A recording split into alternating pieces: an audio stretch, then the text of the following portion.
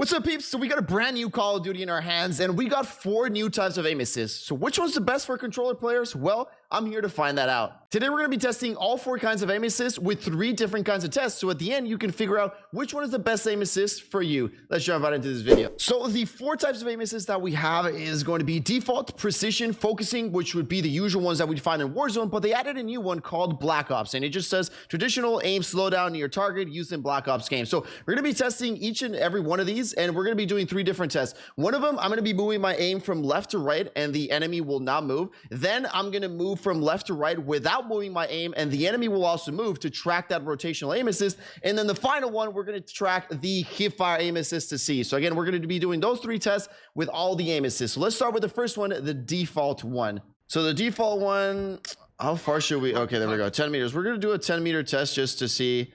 And then we'll move pretty slow from left to right. And as you guys can see, even before we hit the target, the aim starts slowing down quite significantly. Like from right here, you're already getting an aim slowdown, which is actually kind of crazy, to tell you the truth. So next one we're going to be doing, all right, Frosty just going to move left to right.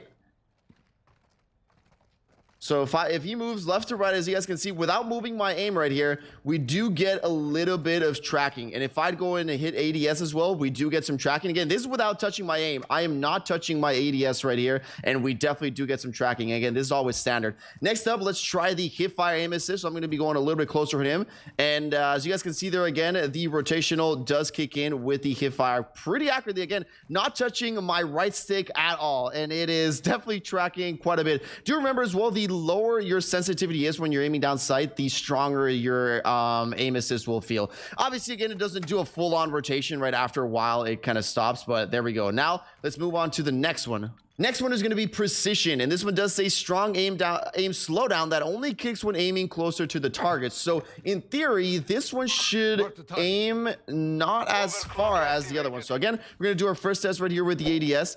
And it is correct. So as we aim into the target, it doesn't have that strong of a slowdown. It does have a slowdown, but once you reach kind of like the middle of that body, right? As you guys can see there, it doesn't stop like the other one. All right, now Frosty, you want to move left to right, and let's take a look at that. Oh, wow. We do not get any sort of rotation. We don't get any sort of slowdown right here. As you guys can see, it does not stop at all. Now we're going to do the hipfire one just a little bit closer to test. And nothing at all. So precision right now, by far, definitely the worst one, as you only get a little bit of aim assist, but while aiming down sights, it's going to be like through the center of his body. But rotational aim assist, hipfire aim assist, you get none of that. Let's move on to the next one. So the next one, we got focusing, and it says strong aim slowdown that also kicks in when narrowly missing the target, best for new to analog gaming. Let's go ahead and select that and do our first test right here from left to right.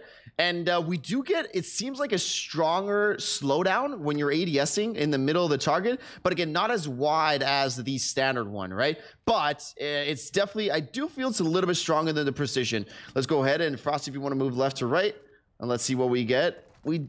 I can't tell. I don't think we get any. I don't think we get any rotational, any aim assist here while moving from side to side. Now let's do the testing here at the hipfire, and let's see if we get any. No, neither. So we don't get any rotational. We don't get any hipfire assist. Again, just a little bit stronger on that ADS. And now let's move on to the last one, which is going to be the Black Ops one again, which just says traditional aim slowdown near target used in Black Ops games. Let's go to the first one again. Set us up at 10 meters. Move from left to right, and this one seems to be a standard. Yeah, just stands. Yeah, there we go. So this one seems to be kind of like standard, where it does slow down even before you hit the target. Not sure which one is stronger. They both seem to, I think the standard is still a little bit stronger than this one. This one just has a little bit of slowdown, moving from left to right, even before you hit the target. Now, if you want to move from left to right, let's take a look at that. No aim assist there. And if I'm, oh, okay, so if the target moves, we get no aim assist, but if I do move with him, then as you guys can see, my target will track him. Again, I'm not touching my ran analog stick, and we do get that. So obviously, if we go in close and go in for the hipfire, we will get that a little bit. All right, and a quick little thing that we just tested here for you guys on, does every weapon work the same? Does every scope work the same? Well, it does seem to be by weapon classes. So marksman rifles, as you guys can see here with the SAB-50, does have that hipfire rotational aim assist, right? Just like the ones that we were testing out right now. But if you use a sniper, you will get none. Like, for example, if you go here and you go into any of the sniper rifles, whether you go the Signal 50, whether you go the LAB 50, you will not get any of that hip fire assist regardless of what aim assist type you use, which is pretty interesting. So if you really want to go for quick scopes, then definitely the marksman will be the way to go. It's going to be a lot harder to get those quick scopes in and no scopes in just by using regular snipers.